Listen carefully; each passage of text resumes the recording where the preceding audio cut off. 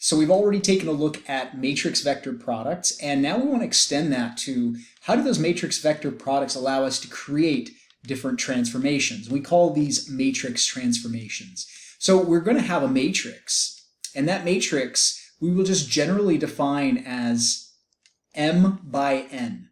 So an M by N matrix, recall that means we'll have rows 1 all the way down to M, and then we'll have columns 1 all the way over to N. And that's going to multiply our input vector. And that input vector is going to be an n by 1 vector. So here I'll just label these x1 all the way down through xn. And the reason this has to be n by 1 is because remember that the first component multiplies the first column. So whatever this column is right here, it's going to multiply that column. It's going to scale it. The next element, x2, which would be here, would scale the second column. And then all the way over to this last element has to be able to scale the last column. So then it's very important that if this is m by n, in order for this, well, this has n columns, and this one has to have n rows, and therefore that's why it's n by 1, so that each column here has a constant with which to multiply. And then recall after that, all of those scalar multiples get added together. And what you're going to be left with is notice that each of these columns is m by 1. Right? They have m rows and they're 1 column long. And that explains why the output that we get is going to be an m by 1 vector. And we'll just call these b1 all the way through bm. Now, it may be the case that m and n are the same and that we're starting with a vector that's in 2 dimensions and really just maybe rotating it or scaling it or somehow transforming it within 2 dimensions. And in that case, it might make sense to go from R2 to R2.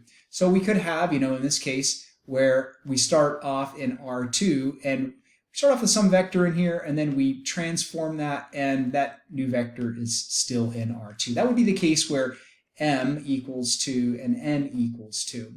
But the reality is that we could take a vector that's in, say, R3, that would be 3-dimensional space, and maybe that vector is, something like way up here, and in R3 we start off, well, we call that n equals 3, and we end up maybe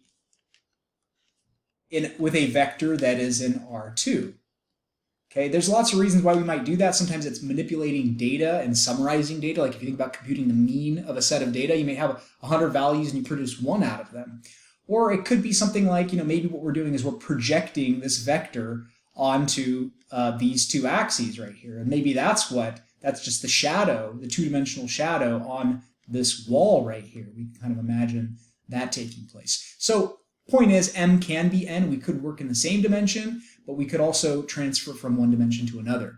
Now we can actually think about the left-hand side, the a times x. We can think about that as a function. So remember how in algebra we would write something like this: f of x equals 3x, right? And so in this case, this is kind of acting like, I don't want to call this 3 because it's a whole array of values. It's a whole matrix of values. And the way the multiplication takes place is a little bit different, as we saw up here.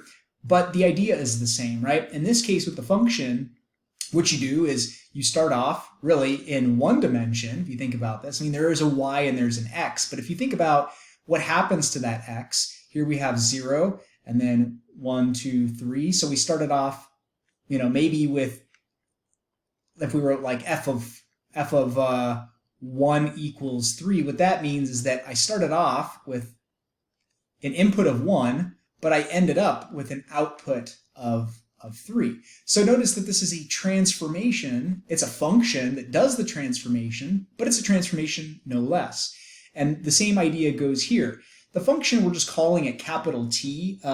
You could call it technically f of vector x, but we see different notations when we're dealing with vectors and matrices. So t of x is the same thing as f of x. It's just a function that takes in not a number, but a vector of numbers and outputs another vector.